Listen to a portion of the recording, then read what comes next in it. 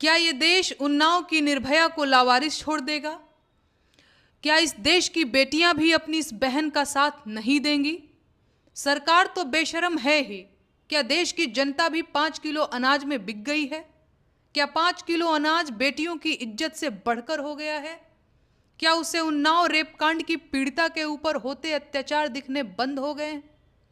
मैं बोल रही हूं तो अंधभक्त गालियां दे रहे हैं। उन्हें लग रहा है कि उन्नाव की निर्भया के बलात्कारी पूर्व भाजपा विधायक की सजा देश हित में निलंबित की जा रही है। पूछ रहे हैं कि मेरे पेट में दर्द क्यों हो रहा है भाई?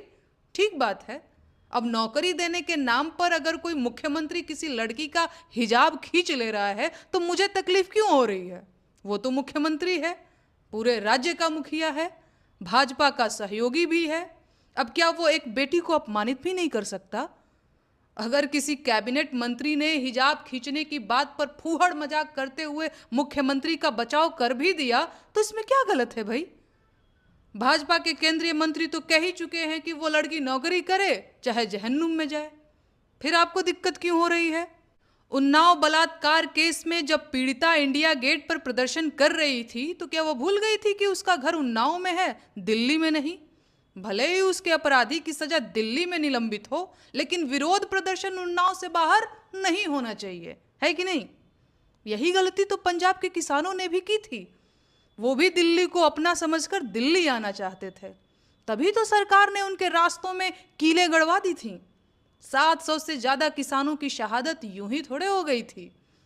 पंजाब के किसानों का दिल्ली से क्या वास्ता? दिल्ली में बैठे सियासत के इन दलालों को सिर्फ उनके अनाज से मतलब है। बस उनका उगाया अनाज दिल्ली आ सकता है, लेकिन अनाज उगाने वाले किसान अगर दिल्ली आने की कोशिश करेंगे तो उन्हें सरकार का दमन सहना ही पड़ेगा। और ये लद्दाख के लोग, ये खुद को क्या समझ रहे थे? ये भी दिल्ली आ रहे थे। क्या इनको नहीं पता कि दिल्ली इनका घर नहीं है? अंजाम देख लो।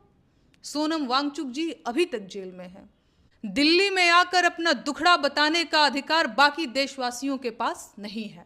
अगर होता तो क्या पीड़ितों वंचितों की राजनीति करने वाले पीले गमछे वाले चच्चा उन्नाव की निर्भया का मजाक उड़ाते?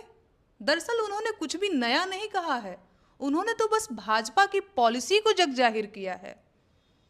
सच बात बताऊं आपको, सरकार में रहते रहते सत्ता का सुख भोगते भोगते इन नेताओं की खाल मोटी हो गई है।